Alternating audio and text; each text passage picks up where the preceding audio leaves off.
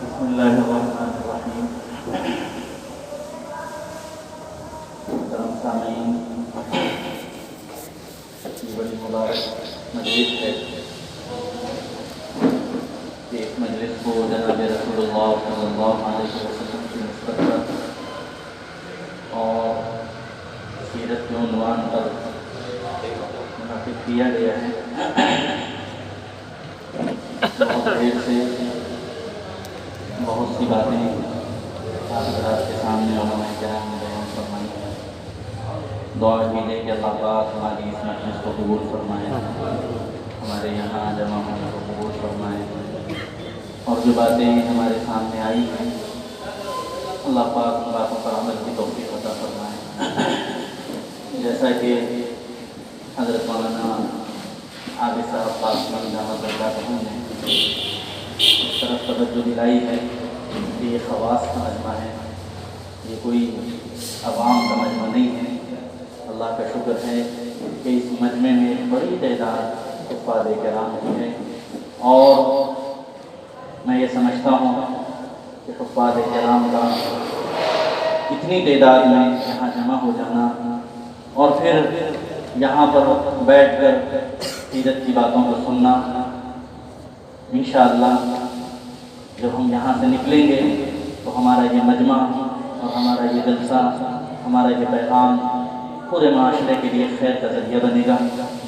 حضرت تھانوی علیہ الرحمہ نے ایک جگہ لکھا ہے کہ حضرت تھانوی ایک کتاب لکھ رہے تھے، نشر فی ذکر نبی الحبیب، یہ کتاب کا نام ہے۔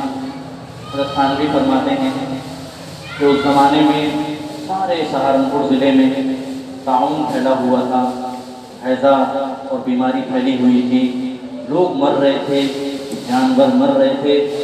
کہنے لگے کہ ہمارا تھانہ بھون محفوظ رہا، اور پھر بہت غور کرنے کے بعد سمجھ میں آیا کہ میں سیرت کی کتاب لکھ رہا تھا، اس لیے اللہ نے پورے گاؤں کو محفوظ رکھا۔ میں یہ سمجھتا ہوں کہ اس وقت جمعیت الحفاظ سوسائٹی اور ہمارے جناب حافظ جنید صاحب اور ان کے ساتھیوں کا اس وقت سیرت کا جلسہ ہمارے شہر میں رکھنا، ایسی بیماریوں کے زمانے میں رکھنا۔ آج بھی کچھ ڈاکٹروں سے بات ہو رہی تھی تو ان ڈاکٹروں کا خیال یہی تھا کہ مولانا دوسرا فیز کورونا کا آنے والا ہے اور بیماروں کی تعداد بڑھ رہی ہے، کیونکہ تقریباً 4 دن سے موسم ٹھنڈا ہو چکا ہے، سرد ہو چکا ہے، تو لوگوں میں اس بیماری کا پھر سے رجوع ہوا ہے اور بیماروں کی تعداد بڑھی ہے اور لوگوں میں خوف پیدا ہے، گاؤں میں مریض زیادہ مل رہے ہیں۔ میں یہ سمجھتا ہوں کہ ہم آج اس سیرت کے جلسے سے اللہ پاک کی رحمت کو اس انداز سے متوجہ کرنے والے بنیں گے کہ انشاءاللہ ہمارے ملک سے اور سارے عالم سے اللہ اس جلسے کی برکت سے اس بیماری کا خاتمہ فرمائے۔ سیرت کا جلسہ، سیرت کی باتیں، سیرت کا عنوان میرے دوستوں، یہ اتنا مبارک کام ہے، یہ اتنا بڑا کام ہے کہ جو باتیں میں نے بیان کی ہیں اور جو باتیں آپ حضرات کے سامنے آئی ہیں ان سے اندازہ لگایا جا سکتا ہے کہ سیرت کا کام کتنا بڑا کام ہے۔ اور ہماری جمعیت الحفاظ نے جو اپنے منشور میں، اپنے کاموں میں، اپنی خدمات میں جو سیرت النبی صلی اللہ علیہ وسلم کو شامل کیا ہے، میں یہ سمجھتا ہوں کہ یہ اللہ کی طرف سے ان حضرات کے قلوب پر اس کام کا الہام کیا گیا، اور یہ کیفیت ہمارے حافظوں کے دلوں میں اللہ پاک نے ڈالی کہ کم سے کم ایک جلسہ یا جتنی استطاعت ہو جناب رسول اللہ صلی اللہ علیہ وسلم کی نسبت پر کیا جائے۔ قابل مبارکباد ہے حافظ صاحب اس بیماری کے موقع پر اور ایسے حالات میں کہ لوگ گھر سے نکلنے ڈر رہے ہیں، نماز کو آنے ڈر رہے ہیں، مسجد میں آنے ڈر رہے ہیں، کوئی ماسک لگائے ہوئے ہے، کوئی دوا جیب میں ڈالے ہوئے ہے، کسی کی جیب میں سینیٹائزر ہے، کسی کے ہاتھوں پر سینیٹائزر لگا ہوا ہے۔ ہر آدمی چاہے وہ عوام ہو، خواص ہو، بچے ہوں، بوڑھے ہوں، جوان ہوں، سب کسی نہ کسی درجے میں بیماری سے خوف کھائے ہوئے ہیں۔ میں یہ سمجھتا ہوں کہ ہمارا یہ سیرت کا جلسہ انشاءاللہ اس بیماری کے خاتمے کا ذریعہ بنے گا۔ بہرحال اللہ پاک آپ حضرات کو قبول فرمائے، آپ حضرات کے کاموں کو قبول فرمائے، اور آپ حضرات کے کاموں کو اللہ پاک ترقیات سے نوازے۔ مجھے جو موقع دیا گیا ہے سیرت النبی صلی اللہ علیہ وسلم کی بات کا، میں یہ سمجھتا ہوں عام طور پر ہم لوگ جلسوں میں جاتے ہیں، بڑا بہترین لوگ کھا پی کے مست ہو کر بیٹھتے ہیں، اور پھر 1 گھنٹے کی تقریروں کے بعد لوگوں کو نیند آنے لگتی ہے. لیکن آج یہاں ایسا نہیں ہے، تھوڑی سی ترتیب بدلی ہوئی ہے. آج کسی کو نیند نہیں آ رہی. میں سمجھتا ہوں کہ جناب رسول اللہ صلی اللہ علیہ وسلم نے ارشاد فرمایا کہ خالی پیٹ نور سے بھرا ہوتا ہے. اس وقت سب خالی پیٹ تھے تو سب کے پیٹوں میں نور بھرا ہوا ہے. تو اس وقت میں جناب رسول اللہ صلی اللہ علیہ وسلم کی سیرت کو سنایا جائے تو میں یہ سمجھتا ہوں کہ زیادہ عمل کی توفیق ہو سکتی ہے اور زیادہ عمل کا ذریعہ بن سکتا ہے. اس وقت بزرگوں کی موجودگی میں تقریر تو مجھ سے آتی نہیں، کچھ باتیں میں آپ حضرات کو سنانا چاہتا ہوں. ایک دعویٰ ہے، اس کی دلیل دوں گا اور اپنی بات کو ختم کر لوں گا. وقت بھی کم ہے، سب بے چین ہو رہے ہیں، سب کو کھانا بھی کھانا ہے. جناب رسول اللہ صلی اللہ علیہ وسلم کی جو مبارک ذات ہے، آپ کی ذات محبوب کل جہاں، آپ کی ذات محبوب کل جہاں ہے. جناب رسول اللہ صلی اللہ علیہ وسلم کی وہ مبارک ذات ہے کہ اللہ پاک نے جناب رسول اللہ صلی اللہ علیہ وسلم کو محبوب کل جہاں بنا کر اس دنیا کے اندر بھیجا. یہ دعویٰ ہے. اس دعوے کی 1-2 مثال دوں گا اور میں اپنی بات کو ختم کروں گا. اللہ پاک ہمیں اس دعوے کو سمجھنے کی توفیق عطا فرمائے اور پھر وہ محبت جو اللہ نے سارے عالم کی ساری چیزوں کے دلوں میں اور ساری چیزوں کے اندر اللہ پاک نے ڈالی ہے، اللہ پاک ہمارے دلوں میں جناب رسول اللہ صلی اللہ علیہ وسلم کی وہ محبت پیدا کرتا ہے. حقیقت یہ ہے کہ ساری چیزوں کے باوجود، علم کے باوجود، معلومات کے باوجود، سیرت کا تذکرہ بار بار ہمارے سامنے آنے کے باوجود ہمارے دل اور ہمارے سینے جناب رسول اللہ صلی اللہ علیہ وسلم کی محبت سے بھرے. یہی وجہ ہے کہ آج سیرتوں کا سیرت النبی صلی اللہ علیہ وسلم زندگیوں سے نکلتی جاتی ہے. حضور پاک علیہ السلام کی سنتوں کا جنازہ ہمارے سامنے نکالا جاتا ہے، ہمیں غصہ بھی نکلتا ہے. معمولی سا موبائل اگر بچہ توڑ دے باپ کو غصہ آ جاتا ہے. معمولی سی گاڑی لے جا کر بیٹا ایکسیڈنٹ کر دے باپ کو غصہ آ جاتا ہے. سائیکل لے جا کے پنکچر کر دے باپ کو غصہ آ جاتا ہے. لیکن ہماری خوشیوں کا موقع ہو، ہمارے غم کا موقع ہو، ہماری زندگی کا کوئی شعبہ ہو، ہر شعبے میں جناب رسول اللہ صلی اللہ علیہ وسلم کی سیرتوں کا جنازہ نکالا جاتا ہے، سیرتوں کو قربان کیا جاتا ہے، سیرت کے ایک ایک جو ہے پہلو کو نظر انداز کیا جاتا ہے. نہ ہمیں غصہ آتا ہے، نہ ہمیں تکلیف ہوتی ہے، نہ ہمیں اس بات کی توفیق ہوتی ہے کہ ہم اپنے بچوں کو اس بات کی سختی کریں کہ یہ جناب رسول اللہ صلی اللہ علیہ وسلم کے طریقے کے خلاف کام کریں. اس وجہ سے اس وقت اس بات کو سمجھے کہ جناب رسول اللہ صلی اللہ علیہ وسلم کی جو مبارک ذات ہے وہ محبوب کل جہاں. پہلی مثال سے بات سمجھ میں آ جاتی ہے، اس کی مثال دے رہا ہوں. حضور پاک علیہ السلام کا بچپن ہے، آپ دائی حلیمہ کے گھر میں ہیں، آپ تھوڑے سے بڑے ہو گئے اور اس کے بعد آپ کی رضائی بہن حضرت دائی حلیمہ کی بیٹی اماں سے ضد کر رہی ہے، اماں میں بکریاں چرانے کے لیے جا رہی ہوں اور میں محمد صلی اللہ علیہ وسلم کو ساتھ لے جانا چاہتی ہوں. ماں نے کہا بیٹا تم لے جاؤ گی، یہ امانت ہے، یہ دوسروں کا بچہ ہے، تم لے جاؤ گی کوئی جانور نقصان پہنچائے گا، کہیں بھیڑیا آ کر میرے بچے کو نقصان نہ پہنچا دے، کہیں جو ہے کوئی زہریلا کیڑا جنگل کے اندر میرے بچے کو نہ کاٹ لے. بیٹے کو لے جانے سے منع کر دیا.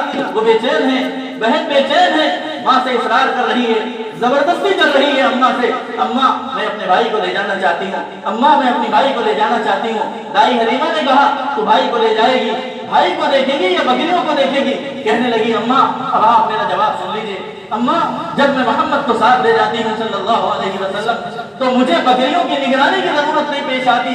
کہا کیوں؟ کہنے لگی کہ جب میں بکریوں کو جنگل لے جاتی ہوں اور لے جانے کے بعد میں اپنے بھائی کو گود میں لے کر بیٹھ جاتی ہوں، میری کوئی بکری نہ ادھر جاتی ہے نہ ادھر جاتی ہے، بس میرے بھائی کے چہرے کو دیکھ کر جھومتی رہتی ہے اور چکر لگاتی ہے. یہ محبت ہے ان بکریوں کی جنہوں نے جناب رسول اللہ صلی اللہ علیہ وسلم کو پہچانا تھا. حضور پاک علیہ السلام کا مدینے کا زمانہ ہے اور بالکل ابتدائی زمانہ ہے اور ایسا غریبی کا زمانہ ہے کہ مسجد نبوی کے اندر ممبر بھی موجود نہیں ہے. میرے اور آپ کے آقا دونوں جہاں کے سردار اللہ کے حبیب اللہ کے نبی علیہ السلام نے ممبر کیسا بنایا؟ ایک کھجور کا سوکھی لکڑی مسجد نبوی کے اندر گاڑ دی اور گاڑنے کے بعد اس سوکھی لکڑی کے سہارے سے جناب رسول اللہ صلی اللہ علیہ وسلم خطبہ دیا کرتے تھے، تھوڑے سے پیسے آئے اور تھوڑے سے حالات بنے، فتوحات کا زمانہ آیا تو مسجد نبوی کے اندر ممبر بنوایا گیا۔ اب ممبر بنانے کے بعد حضور پاک علیہ السلام اپنی مسجد میں ممبر پر بیٹھے تو بیٹھنے کے بعد صحابہ فرماتے ہیں کہ مسجد میں ایسی رونے کی آواز آنے لگی جیسے کوئی بچہ رو رہا ہے۔ سب نے دیکھا پلٹ کر، کوئی رونے والا نظر نہیں آیا۔ تھوڑی دیر کے بعد جناب محمد رسول اللہ صلی اللہ علیہ وسلم نے آپ ممبر سے اترے اور اترنے کے بعد اس لکڑی کے پاس گئے جس لکڑی کو سہارا دے کر حضور پاک علیہ السلام خطبہ دیا کرتے تھے، وہ لکڑی، اس لکڑی سے رونے کی آواز آ رہی تھی اور وہ لکڑی اس بات پر رو رہی تھی کہ اے محمد صلی اللہ علیہ وسلم، کل تک تم میرے سہارے کھڑے ہو کر امت کو خطبہ دیا کرتے تھے اور آج میں تمہاری جدائی پر آئی۔ بے جان لکڑی، سوکھی لکڑی، کھجور کا سوکھا ہوا تنا، اس نے میرے آقا سے ایسی محبت کی کہ آج اسے چھوڑ کر مسجد نبوی کے ممبر پہ بیٹھتے ہیں تو وہ لکڑی ایسے ہوتی ہے، صحابہ فرماتے ہیں جیسے میں بچہ ماں کے لیے بلک بلک کرتا۔ اس لکڑی نے میرے آقا کو پہچانا، اس سوکھی لکڑی نے جناب رسول اللہ صلی اللہ علیہ وسلم سے محبت۔ یہ مقام ہے جناب رسول اللہ صلی اللہ علیہ وسلم کہ آپ محبوب کل یہاں ہیں، دنیا کی سوکھی لکڑی آپ سے محبت کر رہی ہے۔ حلیمہ کی بے عقل بکریاں جناب رسول اللہ صلی اللہ علیہ وسلم کے چہرے کو دیکھ رہی ہیں اور جھوم جھوم کر آپ کے اطراف میں چکر لگا رہی ہیں، نہ ادھر جا رہی ہیں نہ ادھر جا رہی ہیں۔ غزوہ احد ہے، حضور پاک علیہ السلام کی دوسری جنگ عظیم ہے اور اس جنگ میں اللہ کا حکم تھا، اللہ کی مصلحت تھی، مسلمانوں کو شکست ہوئی، جناب رسول اللہ صلی اللہ علیہ وسلم زخمی ہو گئے، آپ کے دندان مبارک شہید ہو گئے، 70 صحابہ کرام غزوہ احد میں شہید۔ لڑائی ہو گئی، شکست کا فیصلہ ہو گیا، اب صحابہ کی لاشوں کو اٹھا کر تدفین کا کام کیا جا رہا ہے۔ حضرت حمزہ رضی اللہ تعالیٰ عنہ کی تلاش ہوئی کہ کہاں ہے حضرت حمزہ سید الشہداء رضی اللہ تعالیٰ عنہ۔ تو آپ کی شہادت کا واقعہ بہت طویل ہے، وہ اس وقت میں ذکر نہیں کرنے۔ میں جو آپ کو بات بتانا چاہتا ہوں، میں نے جو دعویٰ کیا ہے اس کی دلیل میں دینا چاہتا ہوں۔ حضرت حمزہ رضی اللہ تعالیٰ عنہ کے جسم کے ٹکڑے کر دیے گئے تھے، کہیں ہاتھ ملا، کہیں پاؤں ملا، کہیں ٹانگ ملی، پورے جسم کے ٹکڑوں کو جمع کر کے جناب رسول اللہ صلی اللہ علیہ وسلم نے اپنی چادر مبارک میں جمع فرمایا اور جمع کرنے کے بعد صحابہ سے کہا، دیکھو یہ میرے چچا ہیں اور یہ مجھ سے سب سے زیادہ محبت کرنے والے ہیں، میں یہ چاہتا ہوں کہ مسجد نبوی کے پاس جو اپنا قبرستان ہے وہاں میں ان کی تدفین کر لوں، میں تم لوگوں سے مشورہ کرنا چاہتا ہوں۔ صحابہ نے کہا، یا رسول اللہ کیسی بات ہے، آپ کی خواہش، لے کے چلتے ہیں سید الشہداء کو۔ کانے پر سید حمزہ رضی اللہ تعالیٰ عنہ کے جسم کے ٹکڑوں کو اٹھا لیا گیا اور اٹھانے کے بعد صحابہ چلے، جناب رسول اللہ صلی اللہ علیہ وسلم حضرت کا جنازہ لے کر چلے تو دیکھا پیچھے سے کسی چیز کے کھسکنے کی آواز آ رہی ہے، چلنے کی نہیں، کھسکنے کی آواز آ رہی ہے۔ چلنے کی آواز الگ ہوتی ہے، کسی چیز کے ہٹنے کی آواز الگ ہوتی ہے۔ انسان چلتا ہے یا جانور چلتے ہیں تو الگ آواز آتی ہے، آپ کوئی اسٹول کھینچیے یا کوئی جو ہے گاڑی کو کھینچیے یا ایسی بغیر پہیوں والی کسی چیز کو آپ کھینچیں تو الگ گھسیٹنا جسے کہتے ہیں، گھسٹنے کی آواز آ رہی ہے۔ صحابہ فرماتے ہیں کہ حضرت سیدنا حمزہ رضی اللہ تعالیٰ عنہ کا جنازہ لے کر آگے چلے تو پیچھے پیچھے احد پہاڑ بھی چلنے لگے، احد پہاڑ بھی چلنے لگا۔ حضور پاک علیہ السلام نے پلٹ کر دیکھا کہ احد پہاڑ بھی پیچھے آ رہا ہے تو آپ احد پہاڑ کے پاس گئے، کہا احد کیا بات ہے؟ فرمایا کہ جدھر حمزہ ادھر احد۔ حضور پاک علیہ السلام نے اپنے فیصلے کو بدلا اور بدلنے کے بعد میں حضرت سیدنا حمزہ رضی اللہ تعالیٰ عنہ کی وہی تدفین عمل میں آئی اور پھر اس کے بعد حضور پاک علیہ السلام نے فرمایا کہ دیکھو یہ احد پہاڑ ہے، یہ ہم سے محبت کرتا ہے، تم اس سے محبت کرتا ہے۔ یعنی حضور اس بات کی گواہی دے رہی ہے کہ ایک پہاڑ ہے، بے جان ہے، عقل نہیں ہے، اس کے باوجود حضور پاک علیہ السلام اس بات کی گواہی دے رہے ہیں کہ یہ پہاڑ ہم سے محبت کرتا ہے۔ میرے اور آپ کے آقا جناب رسول اللہ صلی اللہ علیہ وسلم کی ذات وہ مبارک ذات ہے کہ دنیا کی ہر چیز نے جناب رسول اللہ صلی اللہ علیہ وسلم سے محبت کی، لیکن بدنصیب ہیں ہم لوگ کہ ہم حضور پاک علیہ السلام کے امت ہونے کے باوجود، آپ کے امتی ہونے کے باوجود زبان سے بڑے بڑے دعوے ہم کرتے ہیں کہ ہم جناب رسول اللہ صلی اللہ علیہ وسلم کے غلام ہیں اور آپ کے امتی ہیں، اور یوں جان دے دیں گے اور یوں جان لے لیں گے۔ جب بات آتی ہے زندگی کے اندر جناب رسول اللہ صلی اللہ علیہ وسلم کی سیرت کو شامل کرنے کی تو ہم جائزہ لیں تو ہماری زندگی سیرت کے طور طریقوں سے خالی نظر آتی ہے۔ یہ دعوے اس وقت میں کام آئیں گے جب ہماری زندگی کے اندر عمل بھی موجود ہے۔ اس وجہ سے میں آج کے اس پروگرام سے آپ حضرات کو یہ پیغام لینا چاہتا ہوں کہ اس جلسے سے اپنے دل کے اندر جناب رسول اللہ صلی اللہ علیہ وسلم کی محبت کا چراغ جلا کر دیا جلاؤ، آگ لگاؤ عشق کی اپنے دل کے اندر جناب رسول اللہ صلی اللہ علیہ وسلم۔ آپ کی قربانیوں کا تذکرہ کرو، اپنی اولاد کو حضور پاک علیہ السلام کے مبارک زندگی سناؤ، آپ کی قربانیاں سناؤ، اور ان قربانیوں کے لیے اپنی نسلوں کو تیار کرو۔ یہ وقت ہے کہ جناب رسول اللہ صلی اللہ علیہ وسلم کی قربانیوں کو یاد دلا کر اپنی نئی نسل کو حضور پاک علیہ السلام کے دین کی خاطر قربانی دینے کے لیے اپنی اولاد کا ذہن بنانا ہوگا، ان کی تربیت کرنا ہوگا، اور قربانی کے وہ جذبات اور وہ عشق کی وہ آگ اپنی اولاد کے سینوں میں لگانا ہوگا، ورنہ ہمارے دل مردہ رہیں گے۔ ہم گاؤں کا جائزہ لے رہے ہیں، ابھی ہماری مکہ مسجد کی ایک جماعت ایک گاؤں گئی تھی، اس گاؤں کے حالات اور جو ہے انہوں نے کارگزاری سنائی، میں مشورے میں بیٹھا ہوا تھا، کہنے لگے مسلمانوں کا حال یہ ہے، مسلمانوں کا حال یہ ہے کہ انہوں نے اپنے گھروں کے اندر بتوں کو رکھا ہے۔